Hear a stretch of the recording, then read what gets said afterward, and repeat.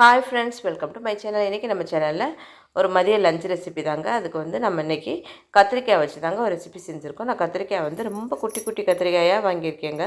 சின்ன சின்ன கத்திரிக்காய், அதுவும் பச்சை கலர் ராமர் கலர் கத்திரிக்காய் சொல்லுவோம்ல, அந்த கலர் கத்திரிக்காய் தான் வாங்கியிருக்கேன். அது ரொம்ப டேஸ்ட்டாக நல்லாவும் இருக்கும். அதே மாதிரி இந்த மாதிரி குட்டி கத்திரிக்காய் கிடைக்கும்போது நம்ம அதை வந்து இந்த மாதிரி காரக்குழம்பு எண்ணெய் கத்திரிக்காய் குழம்பு செய்யும்போது செமையாக இருக்கும். அதுக்கு நான் வந்து நல்லெண்ணெய் தான் சேர்த்துருக்கேன்.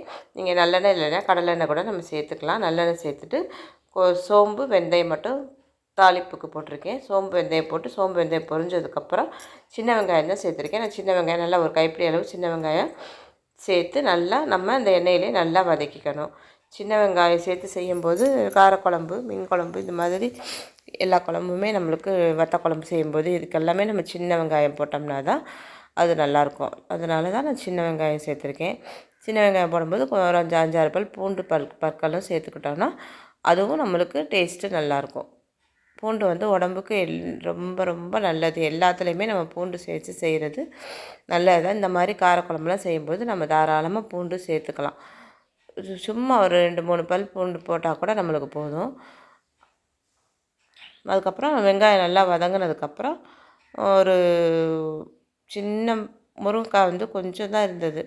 ஒரு சின்ன சைஸ் முருங்கைக்காய் இருந்துச்சு. சரி அதையும் சேர்த்துக்கலாமேன்னு அதையும் சேர்த்துட்டு பச்சை மிளகா 3 பச்சை மிளகா சேர்த்துருக்கேன். கண்டிப்பாக பச்சை மிளகாலாம் சேர்த்து செய்யுங்க. பச்சை மிளகாலாம் சேர்த்து செய்யும்போது இந்த காரக்குழம்புலாம் ரொம்ப டேஸ்டியாக இருக்கும். அதனோடய ஃப்ளேவர் செமையாக இருக்கும். ஸோ அதனால் கண்டிப்பாக நீங்கள் பச்சை மிளகா சேர்த்து இந்த எண்ணெயிலே இது எல்லாத்தையுமே நல்லா வதக்கிடணும். நல்லா எண்ணெயிலே நல்லா வதங்கி வரட்டும். வந்ததுக்கப்புறம் நம்ம தக்காளி சேர்த்துக்கணும். நான் மீடியம் சைஸ் தக்காளி 2 தக்காளி எடுத்திருக்கேன். சின்ன தக்காளி தான், மீடியம் சைஸ் கூட சொல்ல முடியாது. சின்ன தக்காளி தான் எடுத்திருக்கேன். இது வந்து ஒரு 1/4 கிலோ அளவு தான் இருக்கும் இந்த கத்திரிக்காய்.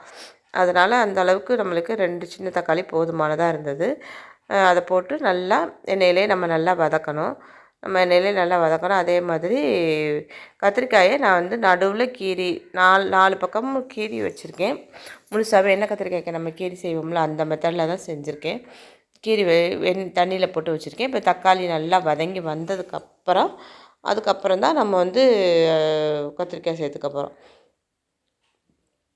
தக்காளி வதங்குறதுக்கு நம்ம இந்த குழம்புக்கு தேவையான அளவு உப்பை நம்ம இந்த இடத்துலையே கூட சேர்த்துக்கலாம். முக்கியமாக சொல்கிறேன், கல்லுப்பு சேர்த்து செய்யுங்க. கல்லுப்பு தான் உடம்புக்கு ரொம்ப நல்லது. அதனால் எவ்வளோக்கு எவ்வளோ நம்ம முடிஞ்ச வரைக்கும் கல்லுப்பு சேர்த்து செய்கிறது பெஸ்ட்டு. ரேஷன் கடையில் கிடைக்கிற உப்பெல்லாம் ரொம்ப நல்லதுங்க. அதெல்லாம் கிடச்சிச்சுன்னா வாங்கி வச்சுக்கோங்க. வாங்கி சமையல் சேர்த்துக்கலாம். இந்த அளவுக்கு நான் கத்திரிக்காயை தண்ணியெலாம் வடிச்சிட்டேன்.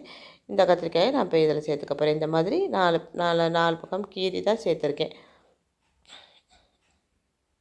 சேர்த்துட்டு இந்த கத்திரிக்காயுமே நம்மளுக்கு போட்டதுக்கப்புறம் இந்த எண்ணெயிலே நம்ம நல்லா வதக்கி விடணும். எண்ணெயிலே பாதி கத்திரிக்காய் வந்து வெந்துடணும்.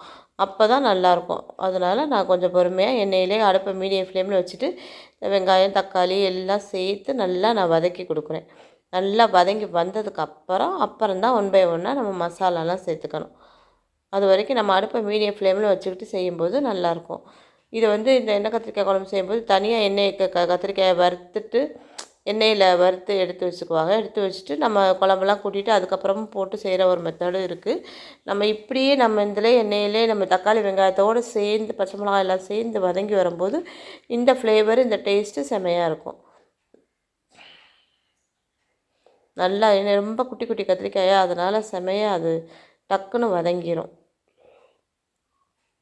இப்போ வந்து நம்ம இதுக்கு தேவையான அளவு மஞ்சத்தூள் ஃபஸ்ட்டு போட்டுக்கணும். மஞ்சத்தூளும் அதே மாதிரி மிளகாத்தூள்லாம் இதில் போட்ட உடனே எண்ணெயிலே நம்ம வதக்கணும். நம்ம எண்ணெயிலே மிளகாத்தூள் போட்டு வதக்கும்போது அது வந்து ஆட்டோமேட்டிக்காக அந்த குழம்புக்கு ஒரு கலர் கொடுக்கும்.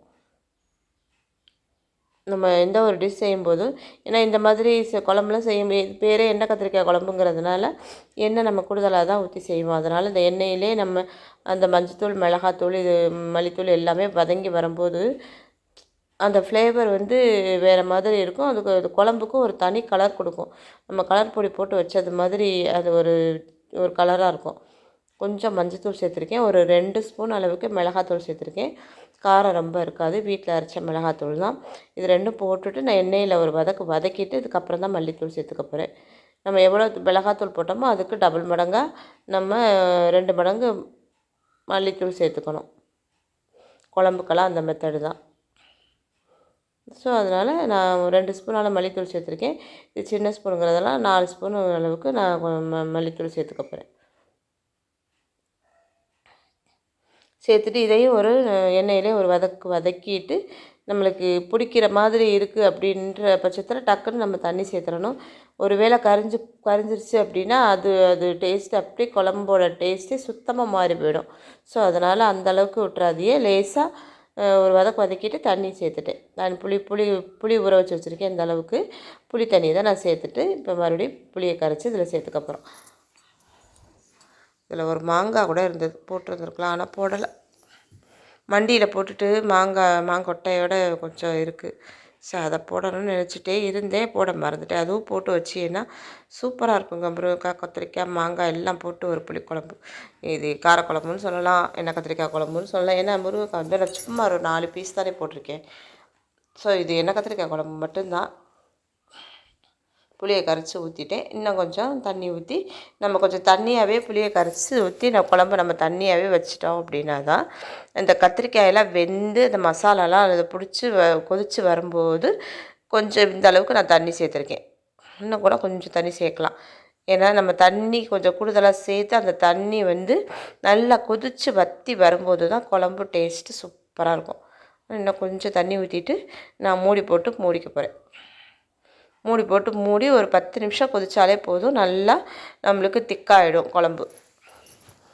ஸோ அந்தளவுக்கு தண்ணி சேர்த்துருக்கேன். இந்த இடத்துல உப்பு காரம்லாம் செக் பண்ணி பார்த்துக்கிட்டு நல்லா மிக்ஸ் பண்ணி விட்டுட்டு மூடி நல்லா எண்ணெயிலே நல்லா கத்திரிக்காய் வெந்துடுச்சு.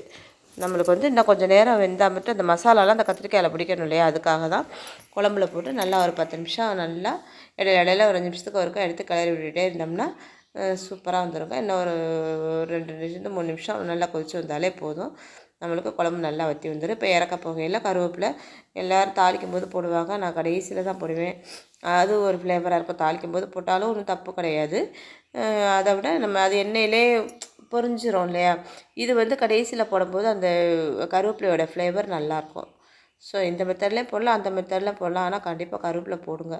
போட்டு நல்லா ஒரு மிக்ஸ் பண்ணி விட்டுட்டு ஒரு கொதித்த உடனே நான் அடுப்பை ஆஃப் பண்ணிடுறேங்க. அவ்வளோதாங்க, ரொம்ப ஈஸி தான். அதை விட குழம்பு வந்து அப்படியே ஒரு டேஸ்டியாக இருக்கும்.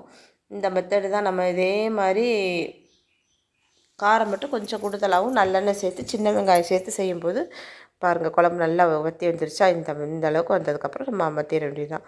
இதுக்கு நம்ம கூட்டு பொரியல் எது வேணாலும் வச்சு சாப்பிட்லாம். இன்றைக்கி நான் சிம்பிளாக ஒன்றுமே செய்யலைங்க.